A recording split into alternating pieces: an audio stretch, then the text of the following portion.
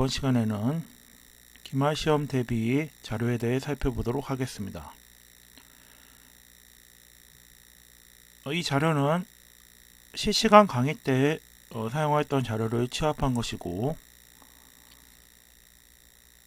민법의 경우 1조부터 184조까지 조문이 중요하기 때문에 조문도 잘 숙지해 주시기 바랍니다. 조문도 시험 지문으로 많이 나올 예정입니다.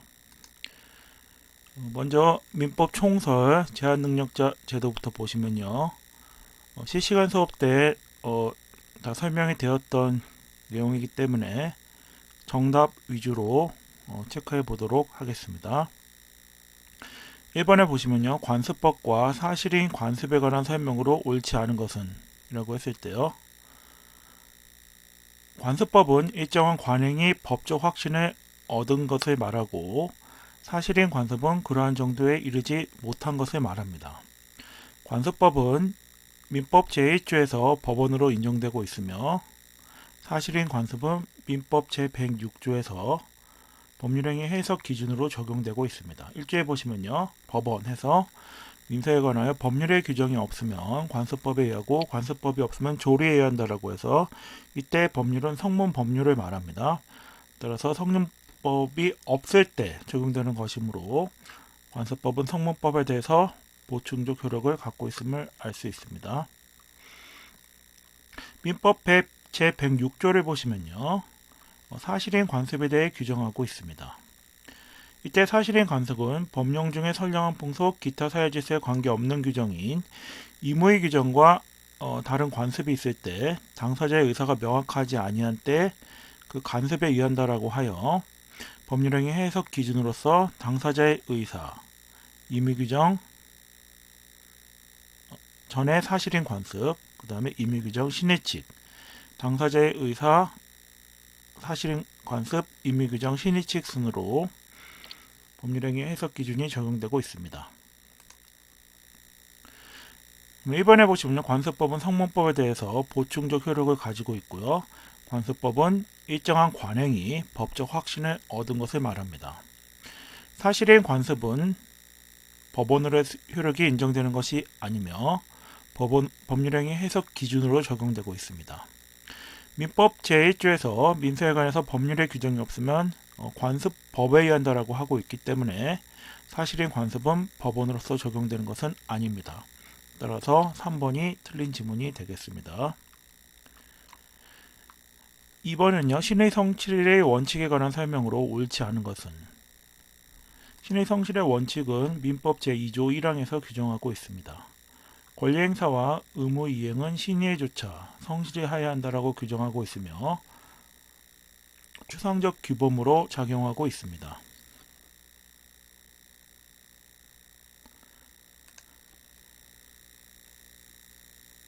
그래서 정답은 4번인데요. 4번을 보시면 이사가 회사 재직 중 회사의 확정 채무를 보증한 후 사임했을 때 사정 변경을 이유로 보증 계약을 해지할 수 있다라고 했는데요. 사정 변경의 원칙도 신의 성실의 원칙의 파생 원칙으로 보고 있습니다. 사정 변경을 이유로 해서 계약을 해지할 수 있는 경우는 불확정적이고 계속적 거래로 인한 채무에 대해서 하나여 해지를 인정하고 있으며, 특정되어 있는 확정 채무에 대해서는 사정 변경을 이유로 계약을 해지할 수 없다고 보는 것이 판례의 입장입니다. 지문 4번 지문은요, 확정 채무에 대한 보증이기 때문에 후에 사정 변경이 발생하였다 하더라도 해지할 수 없습니다. 따라서 4번이 틀린 지문이 되겠습니다. 3번에 보시면요, 제한능력자에 관한 설명으로 옳은 것을 고른 것은, 제2장부터는요, 인이 나오고요. 인은 권리의 주체로서 자연인을 말합니다. 제3장에는 권리의 주체로서의 법인이 규정되어 있습니다. 제1절에 보시면 능력이 나와 있고요. 3조에 권리 능력, 4조에 만 19세로 성년이 된다. 따라서 만 19세 미만자는 미성년자가 되겠습니다. 5조에 보시면요, 미성년자의 법률행위를 취소할 수 있도록 하고 있습니다. 법정 대리인의 동의를 얻어야지만이 유효한 행위를 할 수 있다고 규정하고 있으며, 권리만을 얻거나 의무만을 면하는 행위, 범위를 정하여 처분을 허락한 재산의 처분 행위, 법정 대리인으로부터 허락을 얻은 특정한 영업에 관한 행위는 단독으로 할 수 있다고 규정하고 있습니다. 이 외에도 성년 후견 제도로서 피성년 후견인, 피한정 후견인, 피특정 후견인이 있습니다. 3번에 보시면요. 제한능력자에 관한 설명으로 옳은 것을 모두 고른 것은, 틀린 것만 보면요. 니은, 법정 대리인이 취소한 미성년자의 법률행위는 취소 시부터 효력을 상실한다. 법정 대리인이 법률행위 동의 없음을 이유로, 법정 대리인의 동의가 없음을 이유로 제한능력자의 행위를 취소한 법률행위는 법률행위 당시로 소급해서 무효가 됩니다. 따라서 취소 시부터 효력을 상실하는 것이 아니라 법률행위 성립 시부터 효력을 상실하게 되므로 니은이 틀린 지문이 되겠습니다. 또 리엘 같은 경우는요. 제한능력자가 맺은 계약은 제한능력자 측에서 추인하기 전까지 상대방 이를 거절할 수 있다. 제한능력자 상대방의 철회권과 거절권이 있습니다. 철회는 계약의 철회이며 거절은 단독행위의 거절이 됩니다. 따라서 제한능력자가 맺은 계약은 상대방이 철회할 수 있는 것이지 거절할 수는 없습니다. 따라서 리을이 틀린 지문이 됩니다. 니은 리을이 틀리고 나머지는 맞기 때문에 맞는 것은 2번이 되겠습니다. 4번에 보시면요. 부재와 실종요. 주소 뒤에 나옵니다. 제2절이 이제 1절이 능력이었고요. 2절이 주소인데요. 주소는 제18조 1항에서 생활의 근거가 되는 것을 주소라고 하여 그 실질주의를 취하고 있습니다. 이런 주소나 거소를 떠난 자가 재산관리는 정하지 아니하였을 때 그 재산관리의 필요성에 따라서 부재자의 재산관리인을 선임하게 됩니다. 생사가 불명하게 되었을 때에는 실종선고 제도가 있습니다. 4번에 보시면요. 실종 선고를 받을 경우 실종기간 만료 시에 사망한 것으로 간주됩니다. 그래서 이제 4번을 보시면요. 부재자의 재산관리인으로서 권한초과행위의 허가를 받고 선임결정 취소 전 그 권한에서 이루어진 행위는 부재자에 대한 실종기간이 만료된 뒤에 이루어졌다 하더라도 유효하다. 부재자에 대해서 실종기간이 만료되면 사망한 것으로 간주됩니다. 그럼 상속이 이루어지게 되는데요. 부재자의 재산관리인이 권한초과행위에 대해서 법원의 허가를 받고 선임결정 취소 전에 행위를 했을 경우에는 부재자의 사망 이후에 이루어진 행위라 하더라도 유효하다고 보는 것이 판례의 입장입니다. 그래서 4번이 맞는 지문이 되겠습니다. 5번 보시면요. 민법의 기초 개념에 대한 설명 중 옳지 않은 것은 민법의 기초 개념인데요. 2번 보시면요. 동의권, 취소권, 추인권, 해제권, 해지권, 상계권, 예약 완결권 등은 형성권입니다. 형성권이라 하면 그 권리자의 일방적 의사표시에 의해서 바로 법적 효과가 발생하는 그런 행위를 말합니다. 그러나 무채재산권 같은 경우는 형성권이 아니라 그 유형이 없는 그 재산권을 말합니다. 따라서 그 법적 성질이 상이하기 때문에 그 무채재산권은 형성권에 속하지 않습니다. 2번이 틀린 지문이 되겠습니다. 6번은 다시 신의 성실의 원칙이 나오고 있는데요. 옳지 않은 것은 해서요. 지문이 4번이 되겠습니다. 강행법규에 위반하여 약정을 체결한 당사자가 스스로 약정의 무효를 주장하고 있습니다. 계약의 약정을 체결했을 경우에는 계약은 준수하는 것이 원칙입니다. 이를 팍타준트 제르반다라고 하며 계약은 반드시 지켜야 합니다. 그러나 강행법규에 위반해서 체결된 계약은 그 효력이 무효로 됩니다. 그럼에도 불구하고 계약의 이행을 강제할 경우에는 강행법규의 취지가 몰각될 염려가 있으므로 이 경우에 계약을 체결한 자가 강행법규 위반의 이유로 무효 주장하는 것은 신의 측에 반하지 않는다고 보는 것이 판례의 입장입니다. 그럼 7번 보시면요. 자신의 행위의 의미나 결과를 정상적인 인식력과 예기력을 바탕으로 합리적으로 판단할 수 있는 정신능력을 의사능력이라고 합니다. 의사능력에 대해서는 권리능력이나 행위능력과 달리 법률의 규정이 없습니다. 그러나 판례가 의사무능력자의 법률행위는 무효로 보고 있습니다. 8번 보시면요. 어떤 행위를 한 자가 후에 그와 모순되는 행위를 함으로써 상대방의 신뢰를 해하는 경우 후행행위 효력을 인정하지 않는 것을 모순행위 금지의 원칙이라 합니다. 신의성실의 원칙의 파생 원칙으로서 인정되고 있습니다. 9번에 보시면요. 권리자가 장기간 권리를 행사하지 아니하여 상대방에게 권리를 행사하지 않을 것이라는 신뢰를 주고 상대방도 이에 따라 행동한 경우 그 후에 권리자가 권리를 행사하는 경우 이를 신의 측에 반하는 것으로 보아 권리 행사를 부정하는 원칙을 실효의 원칙이라 합니다. 이것 역시 신의 측의 파생 원칙이 되겠습니다. 또 신의 측의 파생 원칙으로서 사정 변경의 원칙이 있는데요. 사정 변경의 원칙이 요건이 아닌 것은요. 4번에 보시는 건 사정의 변경을 당사자가 예측할 수 없었어야 합니다. 있었을 것이 틀린 지문이 되겠습니다. 그 다음에 11번을 보시면요. 실질적 평등을 달성하기 위해 사적 자치 원칙을 제약하는 원리의 구체적 예가 아닌 것은 근대민법의 3대 원칙으로서 법률행위 자유의 원칙, 즉 사적 자치의 원칙이 있습니다. 그러나 이것이 실질적 평등을 저해할 경우 이것을 제한하고 있으며 그러한 원리들이 해당하는 것이 권리남용 금지 원칙, 사회질서 위반 금지 원칙, 신의 측, 불공정 법률행위 금지 원칙이 되겠습니다. 과실책임의 원칙은 사적 자치의 원칙과 마찬가지로 근대민법의 3대 원칙 중 하나로서 제약 원리는 아닙니다. 따라서 4번이 틀린 지문이 되겠습니다.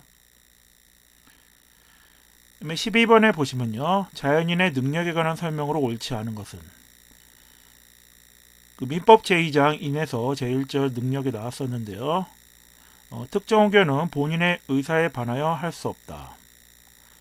그래서 이제 성년 의견 제도로 개정이 되면서 본인의 의사를 상당히 존중하는 입장으로 법의 입장이 규정되어 있고요. 3번 지문이 틀렸는데요. 피성년 후견인의 법률행위는 취소할 수 있습니다. 제한능력자의 법률행위는 취소할 수 있는 것이지 무효가 아닙니다. 3번이 틀린 지문이 되겠습니다. 13번 보시면요. 제한능력자의 상대방 보호에 대한 설명으로 옳지 않은 것은 그래서 틀린 지문은 5번이 되는데요. 피성년 의견인이 속임수로서 법정 대리인의 동의 있는 것으로 믿게 한 경우 이 경우에는 취소할 수 없도록 하는 것은 그 10지조 2항에 미성년자나 피한정 의견인이 속임수로서 동의 있는 것으로 믿게 한 때에는 그 행위를 취소할 수 없습니다. 그러나 피성년 의견인은 취소할 수 없다는 대상자에 속하지 않기 때문에 이러한 행위를 했다 하더라도 취소할 수 있습니다. 따라서 5번이 틀린 지문이 되겠습니다. 14번에 보시면요. 제한능력자에 관한 설명으로 옳지 않은 것은 3번인데요. 피한정 후견인이 한정 후견인의 동의 없이 일용품 등 일상생활에 필요하고 대가가 과도하지 않은 법률을 할 수 있을 경우 취소할 수 없도록 하고 있습니다. 기존에는 그 행위 무능력자 제도에서는 그 행위 무능력자가 한 행위는 일률적으로 취소할 수 있도록 하고 있으나 일용품의 구입 등 일상생활에 필요한 행위는 그리고 대가가 과도하지 아니한 행위는 유효하게 인정하는 것이 개정된 성년 후견 제도의 특징이라고 할 수 있습니다. 혼인의 성립과 동시에 혼인한 미성년자를 성년자와 같은 능력을 가지는 것으로 보는 제도를 성년 의제 제도라고 합니다. 따라서 이때 법률혼을 말하면 사실혼은 해당하지 않습니다. 그래서 미성년자라 하더라도 법률혼을 하게 되면 성년 의제 제도에 의해서 성년자와 동일한 능력이 인정됩니다. 부재와 실종 제도는요, 주소 뒤편에 나오는 것으로서 부재자의 재산관리 제도, 실종 선고 제도가 있습니다. 그리고 법인 제도는 자연인 뒤에 나오는 권리의 주체가 되겠습니다. 1번 보시면요, 다음 중 법원에 의해 선임된 부재자의 재산관리인이 법원의 허가를 얻지 않고 할 수 있는 것은, 법원에 의해 선임된 재산관리는 법정 대리인이 되고요. 이 경우에 이제 단독으로 할 수 있는 행위는 변제기가 도래한 채무 변제 같은 경우는 이제 보존 행위로서 법원의 허가 없이 단독으로 할 수 있습니다. 실종 선고에 관한 설명으로 옳은 것은, 실종 선고의 요건이 갖추어진 경우에 법원은 반드시 실종 선고를 하여야 합니다. 이것은 이제 필요적 선고가 되며 법원의 재량이 인정되지 않는 것입니다. 그래서 27조 1항에 보시면요, 부재자의 생사가 5년간 분명하지 아니한 때 법원은 이해관계나 검사의 청구가 있으면 실종 선고를 할 수 있다가 아니라요, 하여야 한다 라고 규정하고 있기 때문에 이것은 반드시 하여야 하는 것입니다. 따라서 여기 필요적인 선고가 되겠습니다. 그 다음에 3번에 보시면요, 법인이 아닌 사단에 관한 설명으로 가장 옳은 것은, 법인 아닌 사단이라 하면 비법인 사단, 즉 권리 능력 없는 사단인데요. 설립 등기를 하지 않은 경우에 있는 사단법인을 말합니다. 4번에 보시면요, 대법원은 교회는 법인 아닌 사단, 교회 같은 경우 법인 아닌 사단에 해당하며 그 재산의 소유 형태는 공동소유 중 총유로 보고 있습니다. 총유는 각자의 지분이 구성원의 지분을 인정하지 않으며 그 재산 처분을 사원총회의 결의에 의해서 하도록 규율하고 있습니다. 4번에 보시면요, 비영리 사단법인의 기간에 관한 설명으로 옳지 않은 것은, 1번에 보시면요, 이사의 대표권에 대한 제한은요, 등기되어 있지 않으면은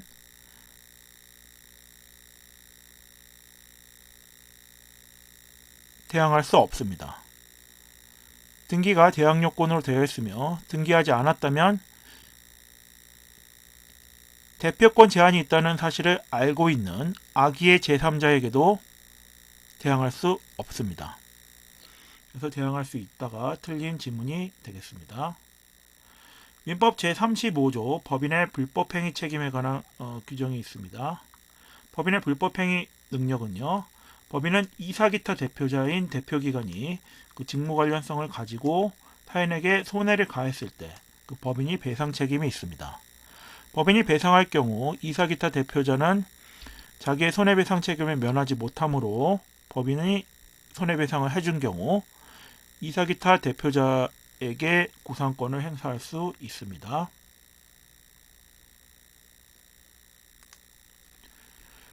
그래서 법인의 불법행위에 관한 설명으로 옳지 않은 것은 4번에 보시면요, 법인은 이사의 선임 감독에 대해서 과실 없음을 입증하면 책임을 면한다가 아닙니다. 법인은 무과실 책임을 지므로, 법정 무과실 책임을 지므로 자신이 과실이 없다 하더라도 민법 제35조 1항의 요건이 성립되면 손해를 배상하여야 합니다. 무과실 책임이 되겠습니다.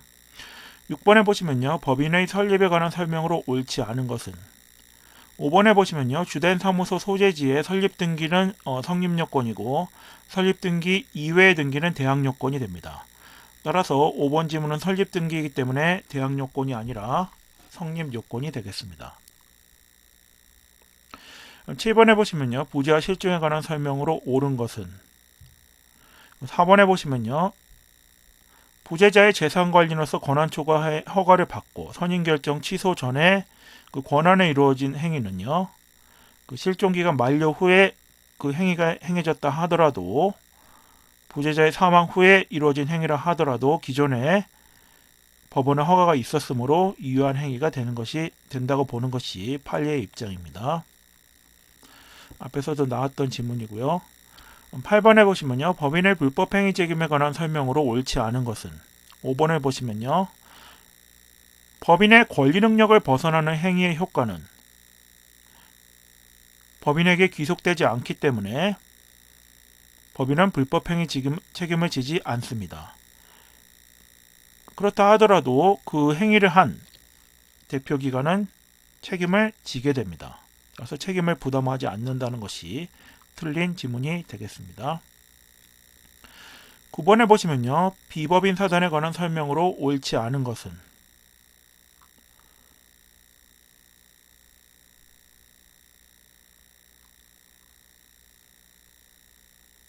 이은에 보시면요. 비법인 사단의 이사의 결혼이 생긴 경우 임시이사 선임에 관한 민법 규정이 유추 적용되도록 하고 있습니다. 적용되지 않는다는 게 틀린 지문이 되겠고요. 류엘에 보시면 비법인 사단이 타인 간의 금전채무를 보증하는 행위는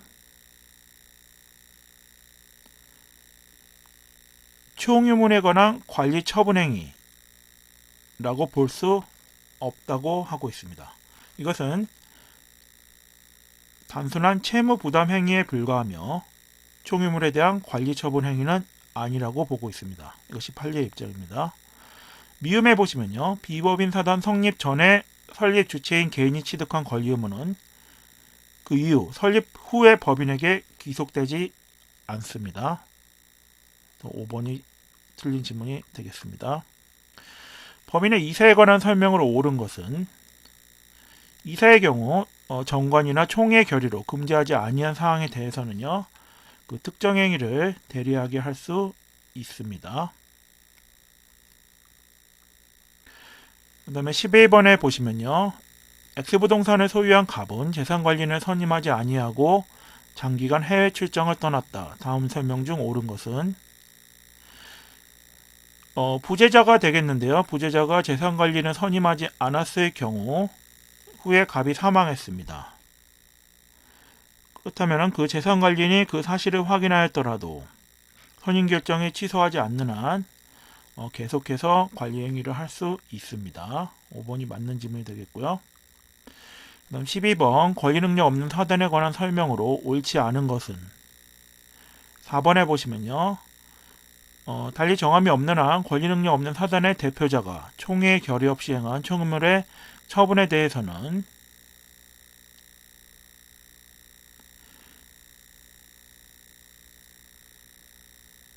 표현 대리에 관한 126조 규정은 적용되지 않는다고 보는 것이 판례의 입장이 되겠습니다.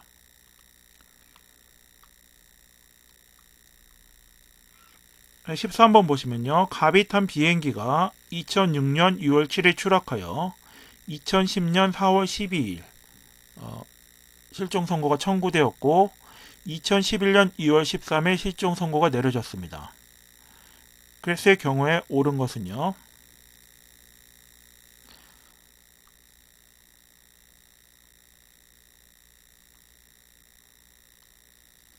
갑에게 선순위의 상속인이 있는 경우 그 후순위 상속인은 실종 선고를 청구할 이해관계자가 될 수 없습니다. 이해관계인이 될 수 없기 때문에 2번이 맞는 지문이 되겠습니다.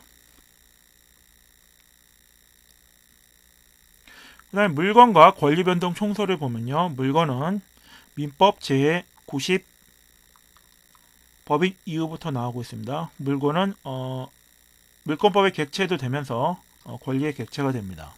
4장에서 규정되어 있고요. 98조에서 유체물 및 전기 기타 관리할 수 있는 자연력을 물건이라고 규정하고 있습니다. 99조에서는 동산과 부동산, 10조에서는 주물종물, 101조에서는 천연과실, 법정과실, 102조에서 과실 취득권자, 수취권자에 대해 규정하고 있습니다. 제5장부터는 법률행위고 제1조 총칙이 103조 반사회질서 법률행위, 104조 불공정한 법률행위, 105조 임의규정, 106조 사실인 관습에 대해 규정하고 있습니다. 1번에 보시면요. 물건에 관한 설명으로 옳지 않은 것은 2번에 보시면요. 주물과 종물을 별도로 처분하는 약정은 효력이 없다. 민법 제100조 2항에 보시면요. 종물은 주물의 처분에 따르도록 하고 있습니다. 그러나 이것은 임의규정이기 때문에 당사자가 이와 다른 약정을 하는 것이 가능합니다. 따라서 별도의 처분 약정은 효력이 있습니다. 다음 중 천연과실이 아닌 것은 물건의 용법에 수취하는 산출물이 천연과실이며 젖소의 우유나 과일나무의 과실, 가축의 새끼 등이 이에 해당합니다. 금전의 사용대가로 받는 이자는 법정 과실이 되겠습니다. 양도담보의 목적물인 돼지가 출산한 새끼 돼지는 천연 과실로서 특별한 약정이 없는 한 천연 과실인 새끼 돼지에 대해서는 양도담보의 효력이 미치지 않습니다. 다음 설명 중 옳지 않은 것은 4번에 보시면요. 법률 사실을 구성하는 개개의 사실을 법률 요건이라고 하는 것이 아니라 법률 요건을 구성하는 개개의 사실을 법률 사실이라고 합니다. 법률 요건은 권리 변동의 원인이 되며 권리 변동의 결과를 법률 효과라 합니다. 법률 사실의 분류에 대한 설명으로 옳지 않은 것은 5번에 보시면요. 매매, 임대차 등은 민법 채권 강론편에 규정된 전형계약에 해당하겠습니다. 계약에 해당합니다. 6번에 보시면요. 법률행위 성립과 효력에 관한 설명 중 옳지 않은 것은 효력요건의 경우에는요. 유효주장자가 유효함을 입증하는 것이 아니라 무효주장자가 효력요건이 존재하지 않는다는 것을 입증하여야 합니다. 7번에 보시면요. 법률행위 목적에 관한 설명으로 옳지 않은 것은 효력규정을 위반하였을 경우에 그 사법상 효력은 무효가 됩니다.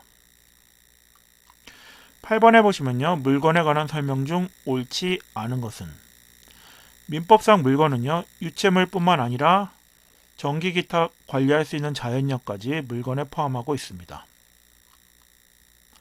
9번에 보시면요. 주물과 종물에 관한 설명으로 옳지 않은 것은 종물은 주물의 처분에 따르지만 이것은 임의규정으로서 주물과 종물을 분리처분 약정하는 것은 유효합니다. 5번이 틀린 지문이 되겠습니다. 10번에 보시면요. 다음 중 옳지 않은 것은 법률행위 성립 당시에는 가능했던 목적이 이후에 불능이 되면 무효가 되는 것이 아닙니다. 법률행위 성립 당시를 기준으로 가능과 불능을 판단하며 성립 당시에 이행이 가능했다면 그 이후에 불능이 되었을 경우 후발적 불능으로 되며 이 경우에는 채무자에게 귀책사유가 있으면 이행불능, 없으면 위험부담의 문제가 되는 것이지 무효가 되는 것은 아닙니다.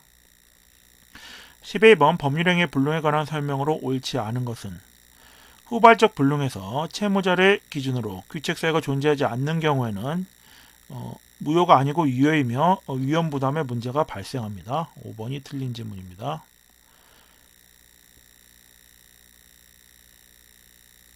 12번 보시면요. 직접 효력 규정에 위반하지는 않으나 강행법규가 금지하고 있는 것을 회피수단에 의해 실질적으로 작성하고 있는 행위는 간접적인 효력 규정의 위반인 탈법 행위가 되겠습니다. 사람의 출생, 사망, 실종, 시간의 경과, 물건의 자연적 멸실과 같이 사람의 정신작용과 관계없는 법률 사실을 사건이라고 하며 사람의 정신작용과 관계 있는 법률 사실을 용태라고 합니다. 의사표시를 불가결의 요소로 하고 의사표시의 내용대로 법률 효과가 발생하는 것을 법질서가 승인한 사법상 법률 요건을 법률 행위라 합니다. 법률행위 개념이 되겠습니다. 그리고 중간 시험 대체 리포트로 무효와 취소를 설명했고요.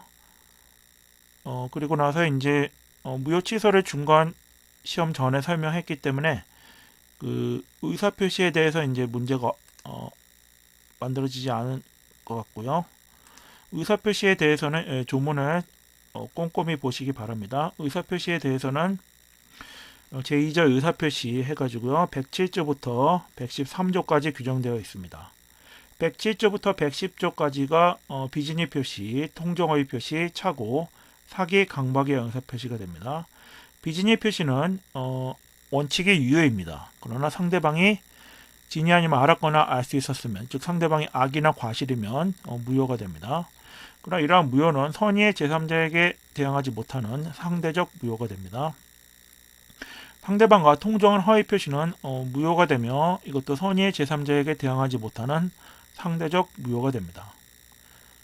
제한 능력자가 한 법률행위나 차고 상기 강박에 의한 행위는 취소할 수 있는 행위가 됩니다.